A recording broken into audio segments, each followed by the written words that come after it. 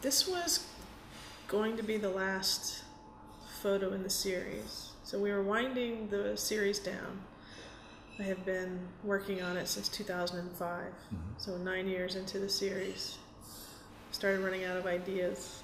And I thought the pinnacle, the very last image should be of my studio. When I build these environments, I'm always pretending that I'm the last person alive and I'm seeing them for myself. So I'm physically in the spaces. But now it's my studio and I am gone. So this is just a record of me after my passing. In the other photographs, you don't see how the photographs are made. That's true. Right. And here you see it. Right. I actually have never been They asked observe that. it. Never asked that question before. Yeah. But Well, do you think it's at all like a magic show where the magician sort of at the end might show you how it's done? Maybe. I don't know. Maybe it's us pulling the curtain away so you can see behind. and at the curtain. same time you say, but it's real. But it's real. I'm not there.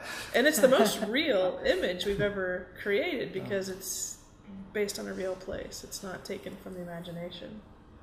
And yes, I take a lot of liberties in my photographs by leaving the lights on. It also makes it just a little bit more interesting for the viewer Yes, to think about these does. things. It really does. Makes it more interesting for myself, for you.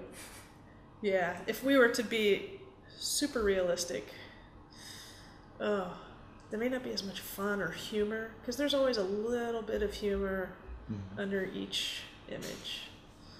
It's easier to talk about difficult issues if you can keep it light with humor.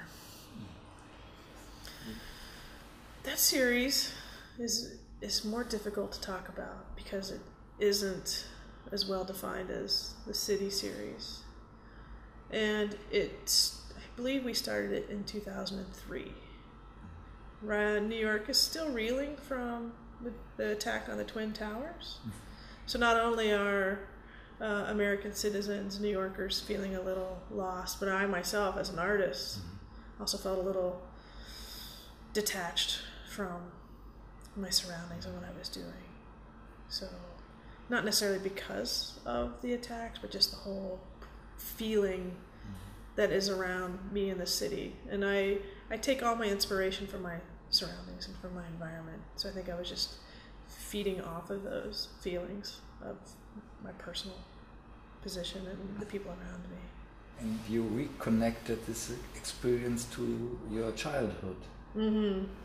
My childhood was spent in the middle of the United States in a very rural area with lots of bad weather and just always surrounded by disaster, Mother Nature. And I'm not necessarily terrified or afraid of these. It's always been a part of my life. So it's just a natural progression into adulthood is to deal with one problem after another.